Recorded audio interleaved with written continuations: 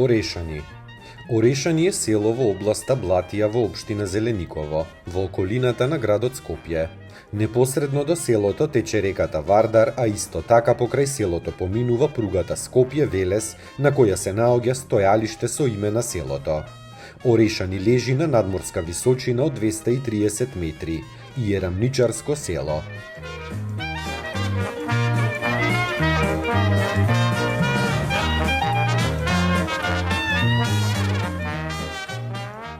Куќите се распослани на ниските ридчиња од десната страна на реката Вардар, од двете страни на железничката пруга Скопје-Велес. На ридскиот предел, западно и северозападно од селото се изградени и се уште се градат голем број на викендички и вили за одмор на луѓето од Скопје, така што еден дел околу железничката станица Јане Сандански, од десната страна на патот пред селото, се смета како викенд населба Јане Сандански. За потеклото на името Орешани населението нема предание, но се смета дека тоа е многу старо од Бир Заман.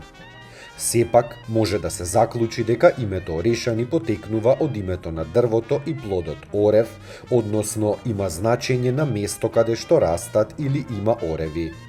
Во последно време, интересно е тоа што и покрај оддалеченоста од градот Скопје, во селото се населуваат и богати македонски стопанственици, трговци и инженери кои покрај своите куќи во Орешани ги регистрираат своите фирми и имаат своји погони. Во поново време изградени се фабриката и компанијата за електроника и електронски микрочипови, произведствениот погон за мебел и покуќни на Бујото, како и приватниот старечки дом Панада, кој се одликува со одлична опременост.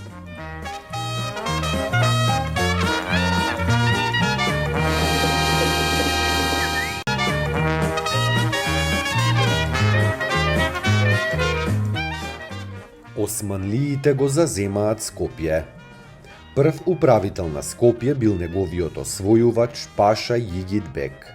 По него истата функција ја имал неговиот син Исхак Бек, кого го наследил неговиот син Иса Бек. Иса Бек ја вршел оваа должност се до заземањето на Босна кога бил назначен за Босански Санџак Бек во ново организираниот Босански Санџак. Управителите на Скопје граделе многубројни објекти, задужбини кои представувале јадро на урбаниот живот.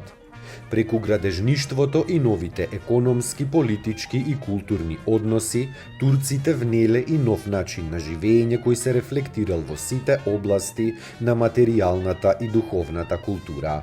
Се формирале и постепено се развивале градски квартови, мала со карактеристична стамбена архитектура, богата чаршија во која разновидните занаети имале посебни улици чаршии. Домашните и странските трговци се сместувале во бројните каравансараи, анови.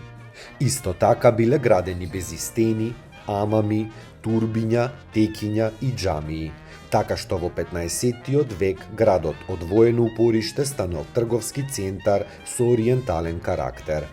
Во Скопје се зачувале голем број споменици од богатата духовна и материјална култура на османлиите која се создавала во текот на 5 века. Тоа се објектите од религиозен карактер: џамии, мезџиди, медреси, турбиња и текиња, како и објектите од профан карактер како што се имарети, каравансараи, анови, чаршии, амами, водоводи, јавни чешми и мостови. Овие споменици зборуваат исто така и за бројот на урбаното население, за неговиот висок стандард и културното ниво. Денес, дел од зачуваните споменици, главно џамиите, ја имаат првобитната намена, додека на некои објекти им е дадена нова функција преку која се вклопени во современиот живот на градот. Таков е случајот со безистенот Сули Ан, Капан Ан, Даутпашиниот Амам, Куршумлијан, Поштата и Вилаетскиот конак.